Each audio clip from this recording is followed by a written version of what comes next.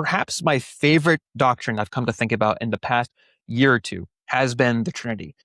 And the reason I say in the past year or two is that I've always appreciated the Trinity and understanding some very, very basic things, but even then I come to understand that some of my foundations were really shaky from many aspects.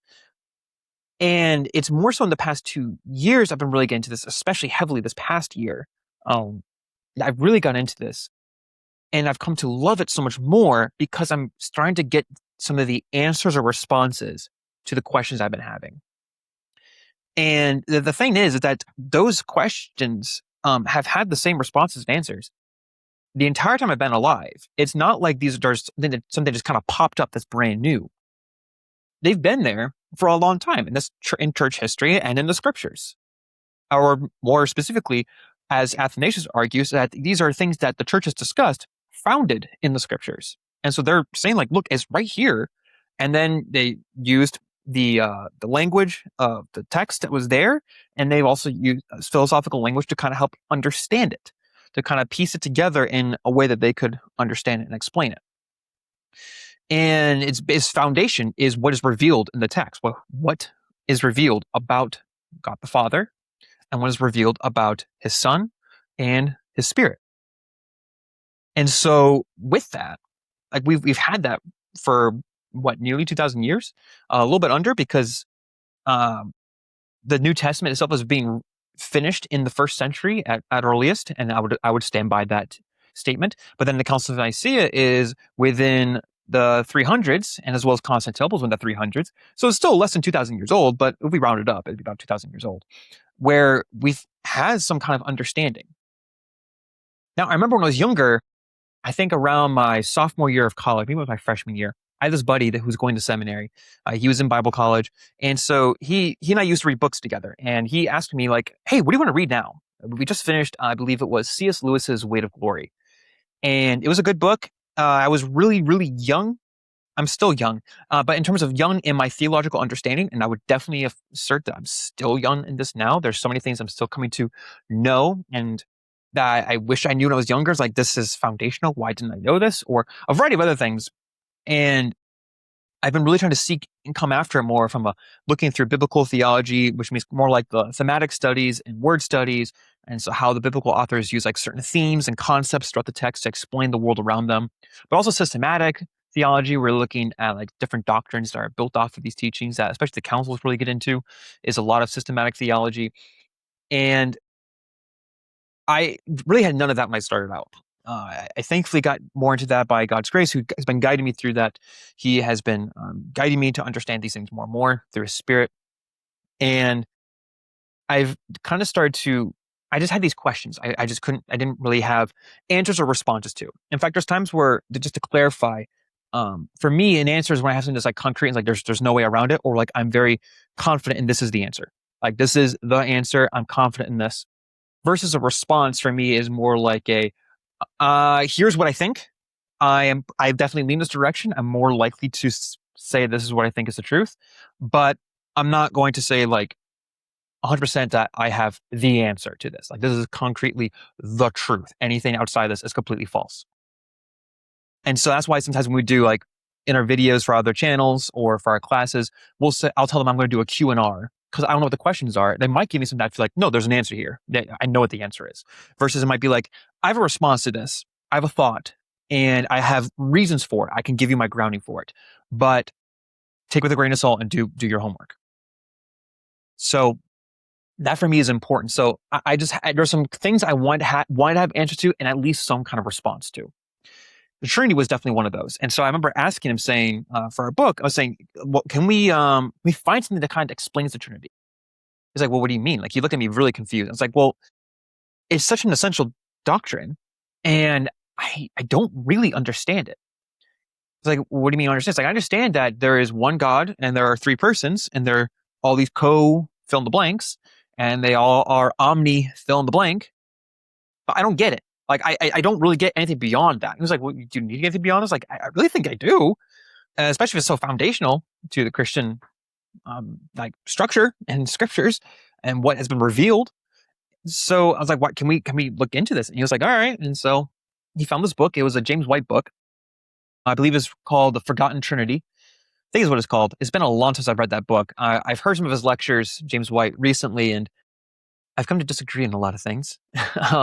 We disagree on the important, maybe kind of, I guess, rephrase it this way. The book, for a large portion, really focused in on the divinity of the Son, which is crucial. It reminds me, actually, now, with a different book that I read, of that William Lane Craig partook in. It's called One God, Three Persons, Four Views. And there you have William Hasker, Bo Branson, William Lane Craig, and Dale Tuggy. And William Lane Craig, for his section, he's arguing for one of the two models of what's called social Trinitarianism. However, for majority of his paper, he spends more time explaining and defending the divinity of the Son, of which then everyone who had to write the response to him in the book were like, we don't really have much to argue on unless you're Dale Tuggy, who has his own response to kind of put up against it, being a Unitarian. But like, there wasn't really much from a Trinitarian doctrine standpoint for them to either critique or to respond to be challenged by. There wasn't really anything there. And a lot of James White's book was kind of similar in that way. It didn't really get into the Trinity. It talked a lot about the divinity of the Son, which wasn't the question that I had. That is a question I do have now, and stuff I'm exploring, because I've come to understand a lot more about how the early church, the way they kind of structured their questions. Like, first off, the councils were in responses to like heresies that were coming up. But also, a lot of the things they're trying to begin with, they had a system for their theology in that it starts with the Trinity, Christology, and Anthropology.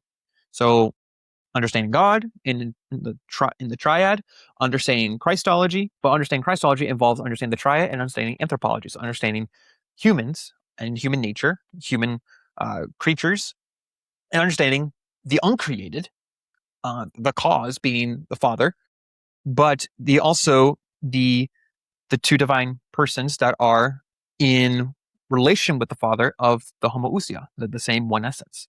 They're undivided. This sounds like a lot of weird jargon if you are not familiar with Nicaea and Constantinople, and I'm trying to phrase it in a way that's receivable, I guess, initially, but maybe I'm not doing great with that. We'll kind of explain this more in a second when we get to Athanasius, and that's who I really want to focus on, is Athanasius' response to kind of understand the importance of eternal generation. But that was the structure they followed, is those three things. That was the first three things. That was the foundations for all the other theology. Now, you can still parse out of whether or not that is totally still true, that all theology falls under those three, or if there's like somewhere like it definitely plays into it, but it's not like for instance, the Trinity establishes persons, natures, and energies. Now, you can talk about creation, and there's certain aspects of it that obviously do entail God's relationship to creation and what that looks like, or how that is played out according to the biblical text. But you also have like some questions that are not necessarily part of that discussion, at least not to my understanding right now. But for them, that was the three major things you'd understand: was anthropology, Christology, and the Trinity. Those are the three key things. And so when reading James White's book, I found myself like kind of getting some inclinations to understanding of like his model of the Trinity, or his understanding. But it left me with more questions because it didn't really answer anything I had. And even then, more looking back, there's some things that I don't know if they really touch on as much as they could have, or they at all, or they don't really align with Nicaea and Constantinople, while he also affirms Nicaea. Anyways, it's not supposed to be like a shot at James White. It's just that there's these questions and these things that I just could never really parse out. And I wasn't really sure what to do with certain passages for years. And I just never really considered until like the past few years that the Council of Nicaea and the Council of Constantinople, one, has their creed outlining some of these beliefs, but also the church writers and thinkers who are debating these things have documents recording why they've come to the conclusion of Nicaea and Constantinople. Athanasius is one of those. So when I was kind of starting to get into it, I was coming across these different texts and these different lectures that have been out for around the time I started asking these questions years and years and years ago. And so when I started to kind of get into this more, thankfully, Caleb was one of the people that kind of got me thinking about this more, because he's been thinking about these things. And I then just kind of threw myself into it. And I was like, okay, I think I have a basic understanding. And I threw myself back into it again. And I just keep wanting to understand more and more and more, at least the things that we've already discussed, because that really kind of helps understand some other aspects. So that's kind of like the brief, I guess, view of the journey, like a brief, like overarching view of my journey of going through the Trinity. And I find myself, honestly, the Trinity is one I keep coming back to. One, because I just want to understand certain things, or like, wow, actually, do I actually understand what this meant? Is this teaching that Gregory of Nyssa, Athanasius, Basil, Nazianzen, like all these guys, do I understand what they're actually arguing for, or am I just kind of regurgitating information? And so I keep coming back to it, but I also keep coming back to it because I find that in some of my low points, when I'm struggling with certain sins, or I'm struggling emotionally or mentally or whatever it is, I find myself coming back to this, and there's a great deal of joy that kind of just fills me up.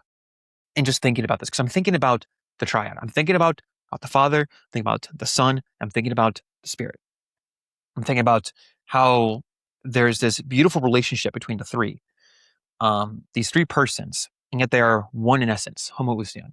And just kind of going through these different things, it just keeps kind of drawing me in more and more and more. So what I wanted to do, though, is there's a doctrine or a key piece that is often kind of, unfortunately, by many people who claim to be affirming of Nicaea, overlook. Nicaea has a lot of things you kind of have to affirm in order to actually be Nicene, but two of the key aspects is the belief of the monarchy of the Father and the eternal generation of the Son. And what I want to do is I kind of want to share something that Athanasius kind of puts forward, and Basil actually, I think it's Basil, if I remember correctly, during the next council, he uses a similar analogy, but kind of like playing off of Justin Martyr's fire analogy that Caleb loves, and the light analogy that Athanasius uses, and he kind of builds off of that and uses it to fight off eunomianism, which we'll do another video on at some point. But in short, what's happening during Athanasius' time is that this is a Nicene council, and so they're responding to Arianism, which has this view that has come up that, as many people popularly know, that there was a time when the Son was not, meaning that the Son is a creature. So he is not eternal, he's not truly with God, and in that sense, he doesn't truly know the Father. In fact, there's a document, and I have it over here. This is actually a collection by Cosmic Classics on the second series of Nicene and Post-Nicene Fathers. This is volume 4 of Athanasius' writings. But in here, there is a document known as the Deposition of Arius, and is one that really kind of opened my eyes more, because I had the mistake of trying to understand the Trinity in reading these documents with an egalitarian lens. But an egalitarian lens is a little more like the societarian view. And what that means is that egalitarian is like symmetrical. And so we may could do a video exploring in fact, over on Call to Defend Regular, Caleb kind of goes into 3 different views in a basic format, and even then they're super introductory. But the idea that the 3 persons, they're all ase, they're all autotheos. Therefore, for some people who are describing social Trinitarianism, when they talk about like the who is God, some would say it is the Trinity, and it kind of turning the triad into a who. Which, if you want to say that, there's a conversation we can have about that. I don't. That's not the view, though, of what they have during this council. Neither at Constantinople. But to kind of put that to the side for right now, just to kind of get to the actual point. So, in this deposition, they discover Arius's theology, and I've done a brief little video over on Regular Call to Defend. Actually, it's a clip of me talking about this, but just to kind of read this, like what Arianism is in its fullest sense. So, in the novelties they have invented, this is from the Deposition of Arius, and put forth to the scriptures are these following: God was not always a father, but there was a time when God was not a father. Okay, so stop right there. The first key thing there is that they're identifying God as the person of the Father. And what this kind of entails is that he is the uncaused source. He is ase. He is ungrounded. He is the source of the other two, of the Son and the Spirit. And this is held up pretty much entirely by Eastern Orthodox. It's held up by Catholicism in certain aspects. They have I would say, in terms of like how Eastern Orthodox explain it, Eastern Orthodox have a strong monarchical view, And then the more Catholicism has a weak monarchical view. They kind of meaning they affirm the monarchy, but they also go a slightly egalitarian direction. And again, I'm not going to describe if that's right or wrong right now. It's just saying they kind of play into that. They have also a different starting point. Because they kind of build off Augustine and Aquinas. It's like Augustine starts with the essence, and the Athanasius and the Cappadocians start with the Father, the person. And so they explain it this way. Now, again, we can discuss whether or not which one is true or not. That's not my goal today. But my goal is to kind of just look at this key thing of Nicaea and kind of understanding eternal generation. So I think it's one that people really kind of bug up to when they hear this for the first time. I know I did, because the concern is this idea of subordination, ontologically speaking. How is that possible? Because doesn't that still make the Son a creature? And so we're going to look at how Athanasius responds briefly, but we first need to understand what he's responding to. And so again, just to continue on, we have that God was not always a father, but there was a time when God was not a father. So therefore, father is almost treated like a property of the person of God. And that to be God is you need to be a father. It's kind of like saying that if God is relational, then he needs to be able to express that relation, that aspect. Caleb's done a video. We're talking about the mercy. If God is all merciful, his response to Muslims, then who is he showing mercy to before creation? He says, it's a similar question you can ask the Trinitarian, but they have a response to it. We'll say, if God is all loving, because mercy would be coming from love, then who is God loving? And in this case, we would say the Father is loving the Son, and the Son loves the Father, and the Father loves the Spirit, and the Spirit loves the Father, the Spirit loves the Son, and the Spirit loves the Father. So the Spirit loves the Son, and the Son loves the Spirit. And so they have that relational aspect. And so the way that Gregory of Nyssa and as he ends in Basil kind of talk about, they would talk about it as the relation of origin. It's not until Aquinas and Augustine where they also talk about it instead of in terms of relation of oppositions. So for Athanasius, this one, he's thinking more of the idea of relation of origin, because for him, God essentially has to be Father, or else he's dependent on a creature.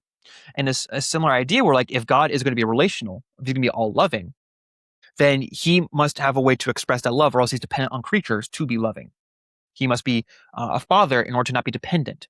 And even then, this idea of God changing, there's some kind of change to him, and that was something they were kind of concerned about. So there's a few different things. There's an essential component and need that God has to be Father, and to say that the Son is a creature is to say that God is not always Father.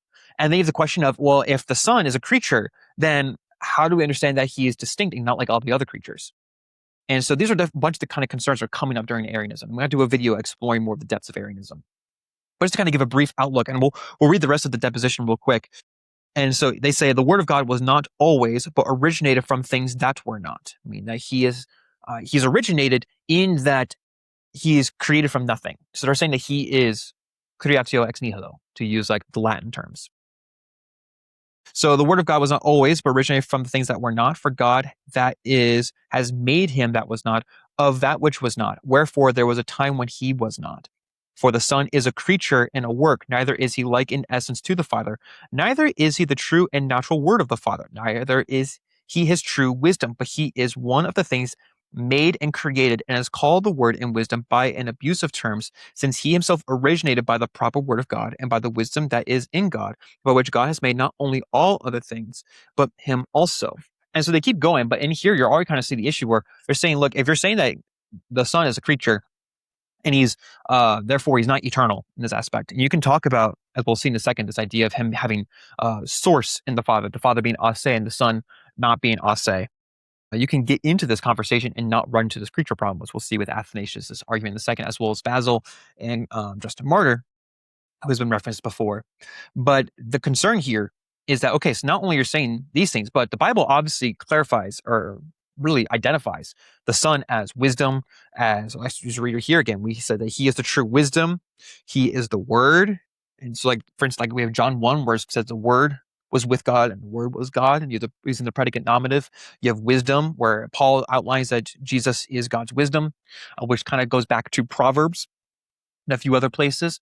And so in there, what we have to say is that God had to create his word and his wisdom. So now we're having all these things that are saying that the Father has this relationship to this word and to this wisdom that are of the same essence, but is also distinct from him. And they're treated as persons, of which they are persons, as John makes so very clear that the word is a person, and that this idea of son. And you're saying then that God is without the Father is without his Son, so therefore he's not Father, and God is without his wisdom and without his word. So now they're saying a whole lot of problems here, because they're saying, look, the scriptures make it very clear right here that what you're arguing is that God is totally dependent on this creature to have these things, or else he is without them. And now you've made God a dependent. The Father is dependent on creation to be what he is and who he is. That's a huge problem. And there's many other problems here, but I'm just going to try to keep it quick and going here. Wherefore he is by nature subject to change and variation, as are all rational creatures, and the word is foreign from the essence of the Father, and is alien and separated therefrom. And the Father cannot be described by the Son, for the Word does not know the Father perfectly and accurately, neither can he see him perfectly. And the point is being here, they start with the essence, is saying if the essence is, in their mind, cannot be known by us. So the way God reveals himself to us is, as the Cappadocian Fathers refer to, as his activities and his essence. His activities and energies, not essence. There's a distinction for that between the essence and the energies, of which then becomes a later discussion between Polemic and Aquinas, and so that's where we kind of get more of the distinctions between Thomistic and, as some people call it, Thomistic and Polemistic. That's probably not the right term. Trinitarianism. But for like the Cappadocian Fathers, it's like Gregory of Nyssa, Gregory Nazianzen, and Basil, they're discussing as like these activities are how they manifest God, but they're also God, but they're not, meaning they're not identical to the nature, and so but it's the person who is acting, and they reveal the person that is acting and what the person is doing, and how, as Gregory Nyssa puts it, that all three persons are involved in the same one action. And so there is as Bo Brents would say, an inseparable operation or inseparable activity that's being done. It's like with creation, you have the Father who creates through the Son, as Colossians states, and the Spirit then would be the perfecter. He's the one who brings it to completion within that creative act. But anyways, that's a whole other conversation. But the idea is that if he's not of the same essence and we can't know it, and he's a creature, well, creatures can't, as far as we understand, can't truly know God's essence. So, and therefore, we can't truly know God in the fullest sense. So, in this regard, then the Son does not know the Father. So, when Jesus says that I've revealed the Father, or the Father's in me and I'm the Father, and like all this language about how he has made the Father known, as Paul says in Philippians 2, that he is the morphe, he is the expression of the Father, then all that is just false, because now you're saying that the Son is a creature. He cannot truly know and perfectly know the Father.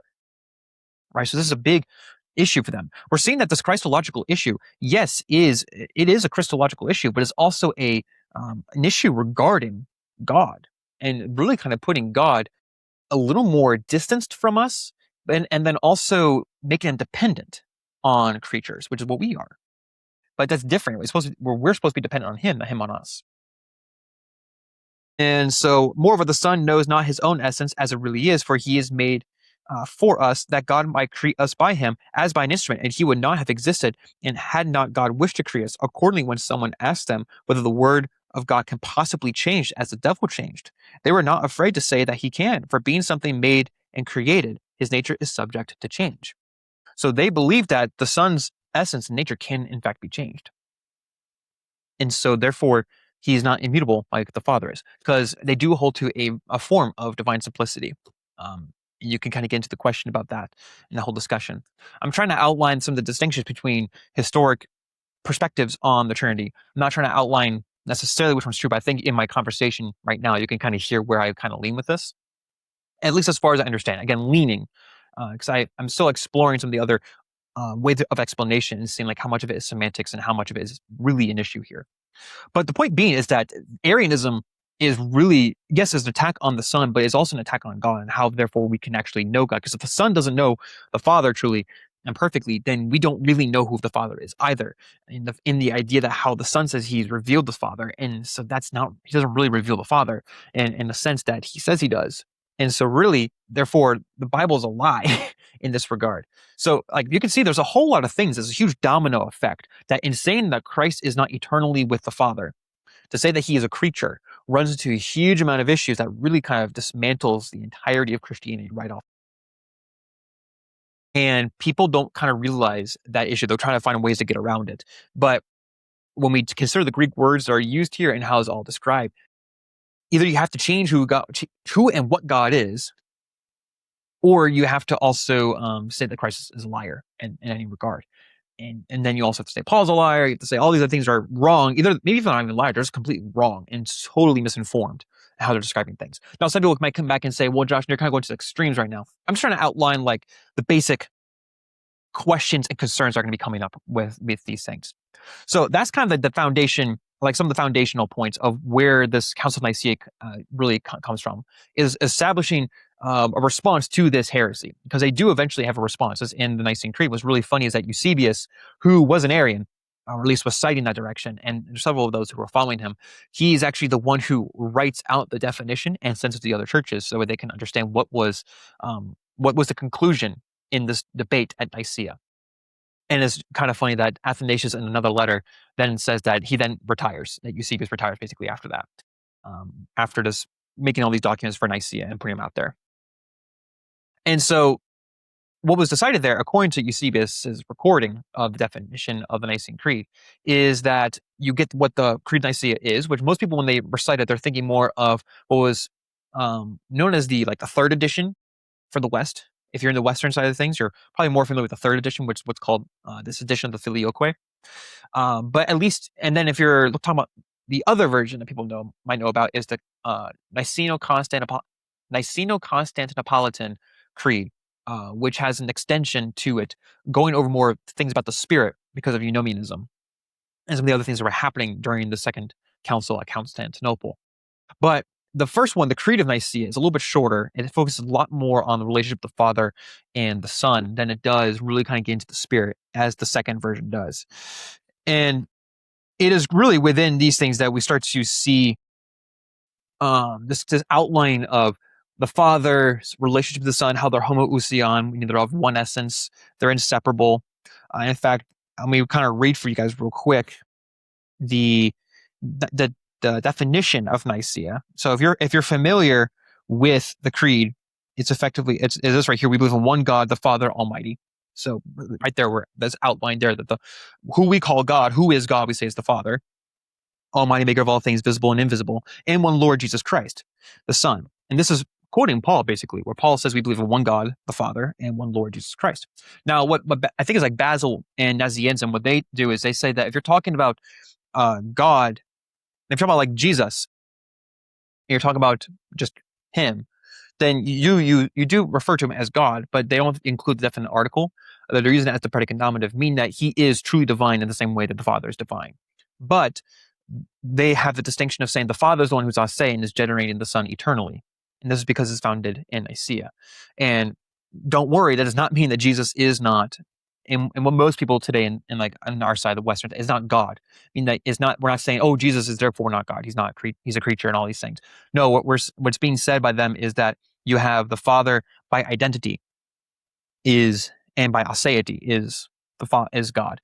But the Son is also, in terms of predication, is also divine, truly divine, in the same one essence as the Father. So he is one. There is no separation. There is no differentiation. There is no cutting off point. In fact, the thing that makes them distinct is their hypostatic or their personal properties. So the very fact that the Father is unoriginate, that he is the ground, right? He's ungrounded, but the Son is eternally. So we have to throw the word eternally to kind of help understand with the temporal language, because we're going to say things that he is grounded in the Father. He is caused by the Father. But that is not to say that there's a time when the Son was not. We say eternally, meaning that he is sourced in the Father. And Caleb uses the language of communication, that the Father is eternally communicating the essence to the Son. Now, so again, that's the opening to the original Nicene Creed. So we have, and one Lord, Jesus Christ, the Son of God, begotten of the Father, only begotten, that is from the essence of the Father. So he is of the same one essence of the Father. In fact, he says here, God from God. So he's theos from theos, theos from ho theos.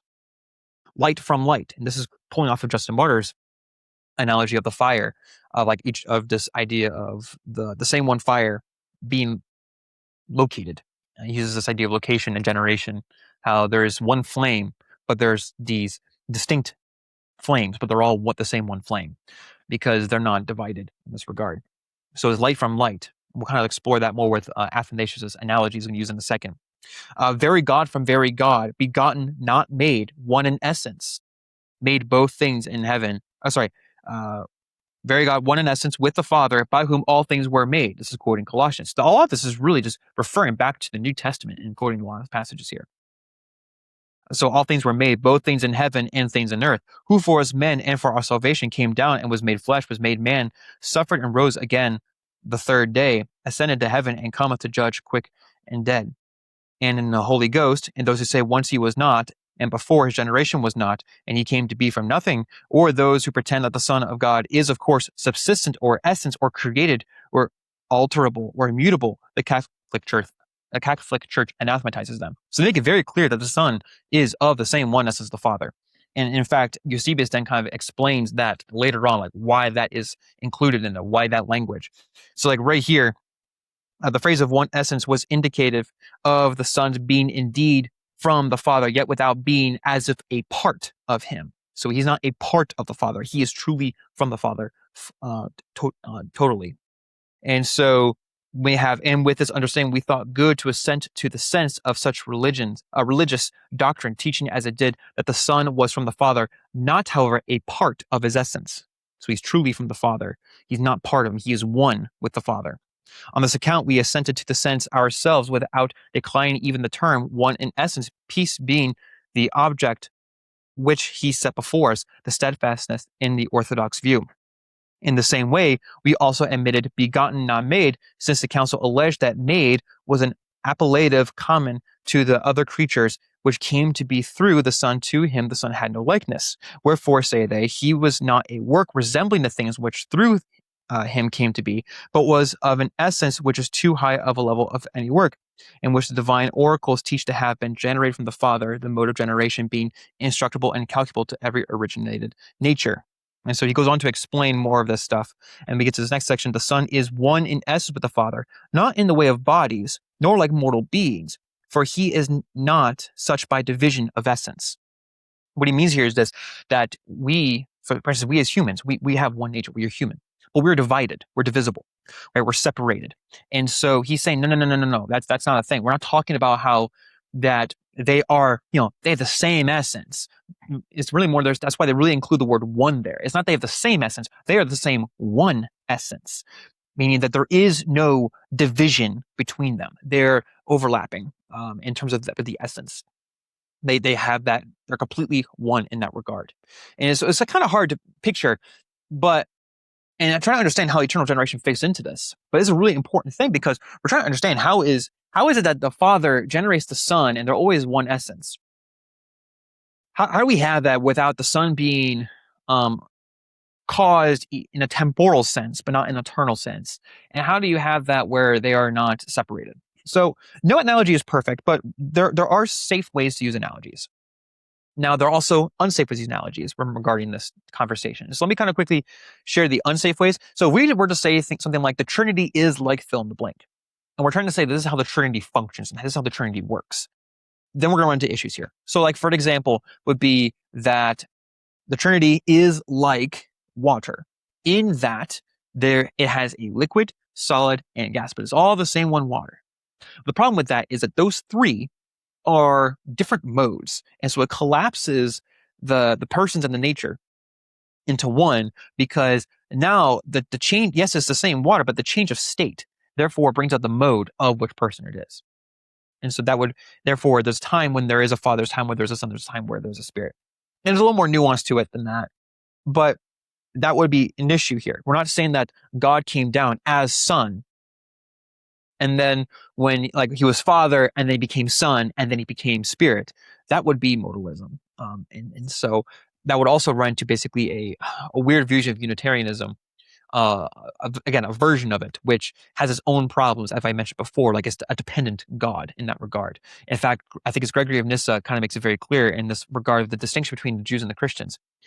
He's saying that in his response to Eunomius, he's saying like if you're talking about how God is unchanging, he's immutable, and all this, and like all these different aspects, like the really like important things we talk about, we're defining God, or at least defining God.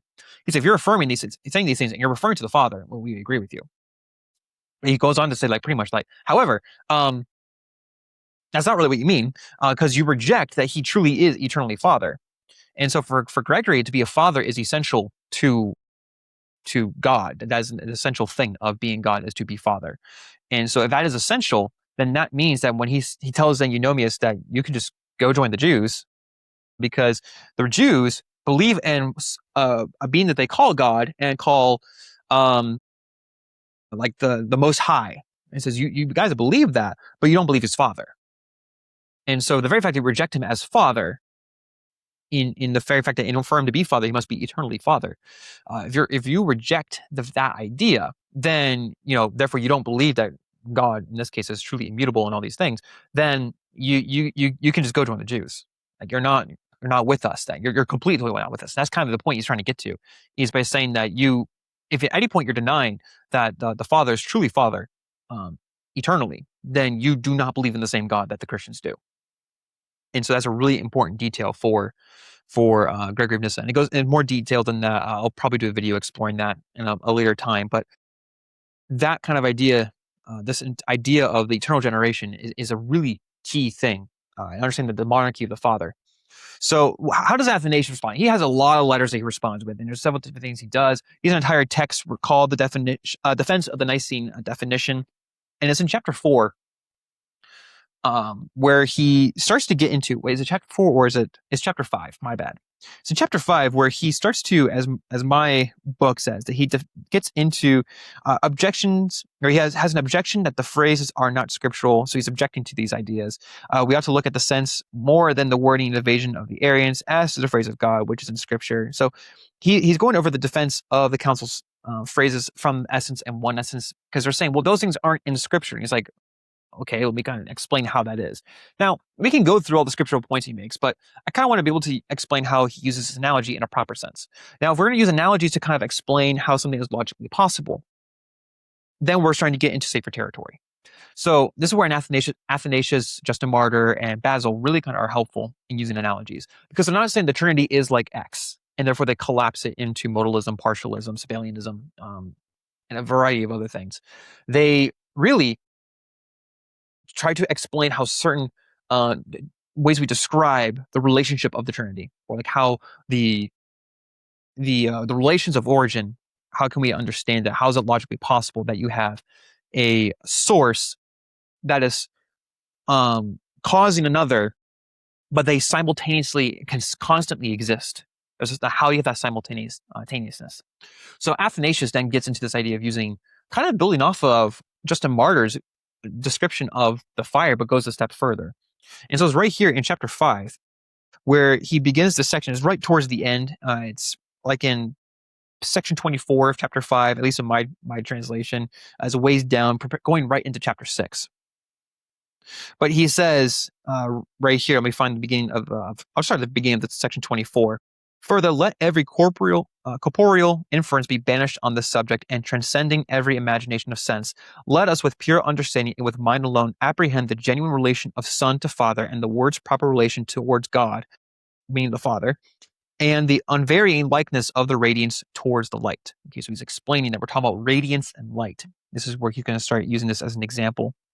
So for as the words offspring and son bear and are meant to bear no human sense, but one suitable to God, in like manner when we hear the phrase one in essence, let us not fall upon human senses and imagine partitions and divisions of the Godhead. So before I continue, in case that's a little confusing, he's saying that we're going to use language here, as I mentioned before, we're going to use like temporal language to kind of explain something, but understand that we can't think about purely in the human sense, because if we're believing on a God, we're understanding he's transcendent and he's above God. He's outside of our nature. He's not human like we are. That's not by nature what God is. So, because if he's the author of human, then he cannot be a human. So in that sense, he's saying like, okay, I'm going to use an analogy here. I'm going to use these things, but understand that we have to take this and now put it on a scale of like, here's how this works in our world and our conceptions. But now take that and put that in an eternal perspective that is outside of finite material things that do, like, for instance, and to use a modern term, go through something like the second law of thermodynamics, where we do have this exertion of energy that starts to result in a decay of things. So he's saying like, okay, I'm going to use like an analogy here, but understand that we have to, this is just an analogy to kind of help you understand, but you can't understand in human senses. So he's basically saying we only have human words. And so when I'm going to use these words, but you now need to put it to a higher degree of understanding. Let's like just elevate it to understand that I'm going to use like temporal language, but put it in an eternal perspective. If that kind of makes sense. And so, but as having our thoughts directed to things immaterial, meaning not material, so we're going to use material language to explain the immaterial.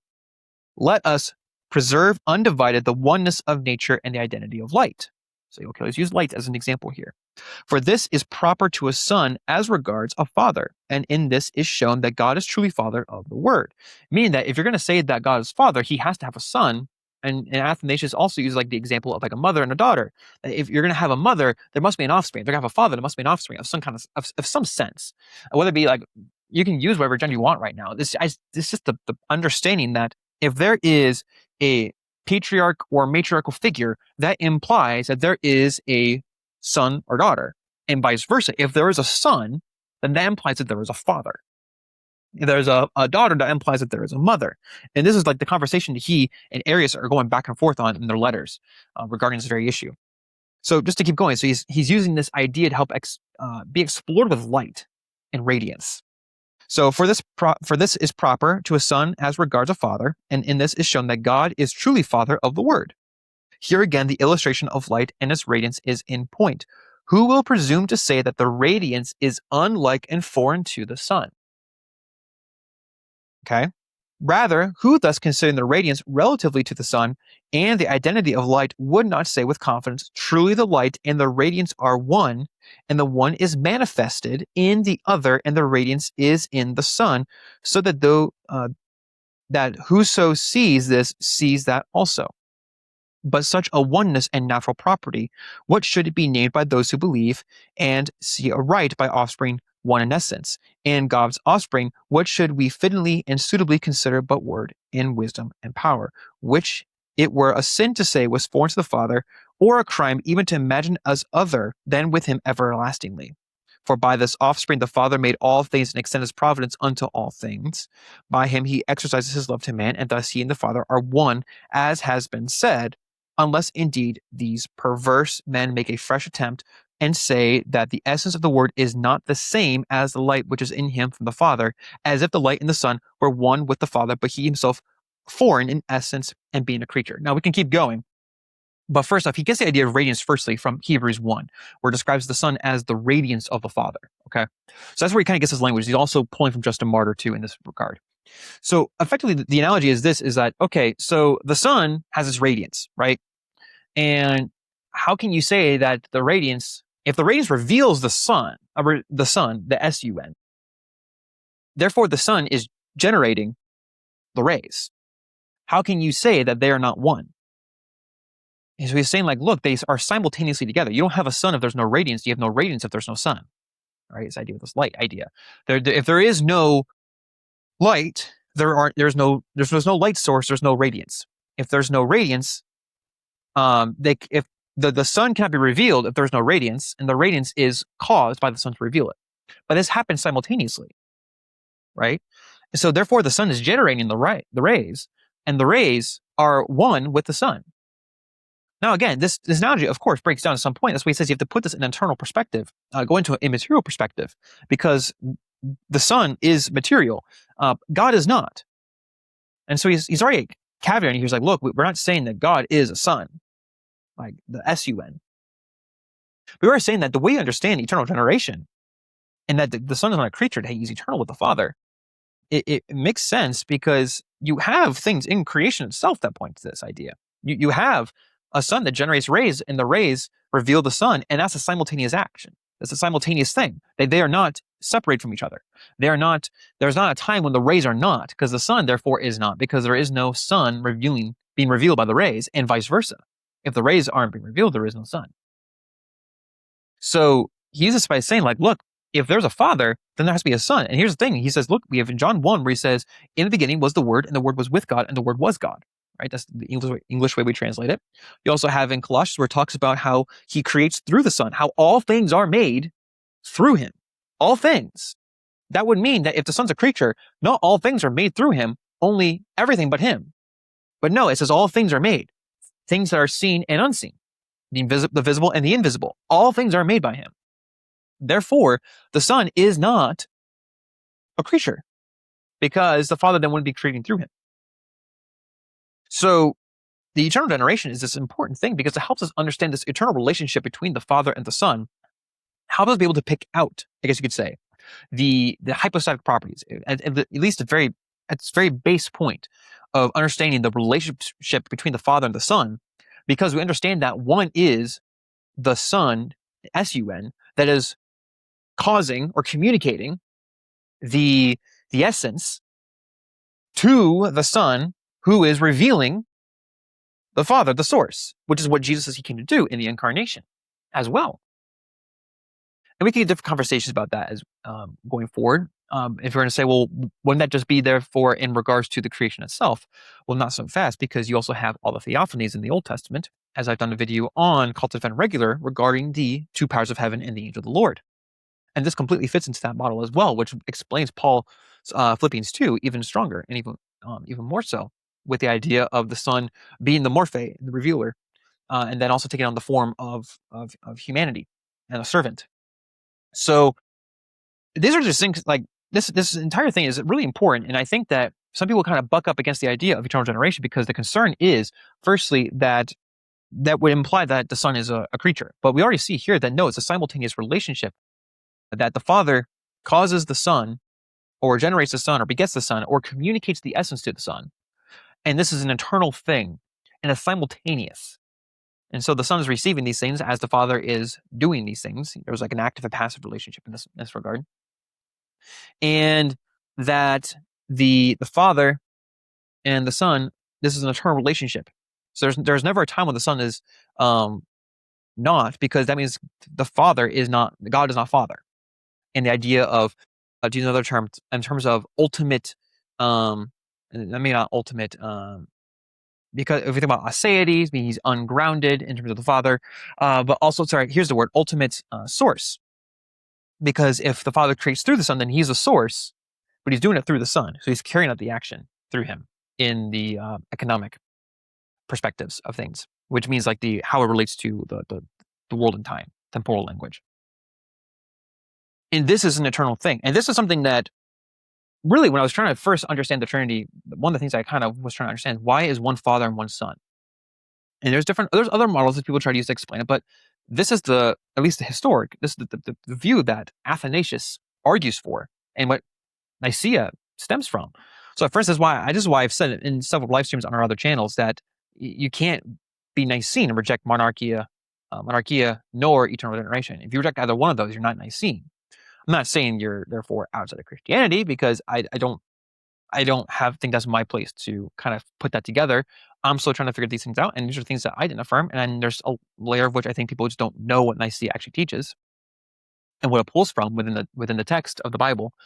But this is why I said you're not Nicene if you reject either one of these things, or especially if you reject both, which many people do. They reject both, whether they realize it or not, or they don't know about it, and therefore they just don't understand that that's the thing. But that's the question. But one of the questions I had for a while is, why is one Father, one Son?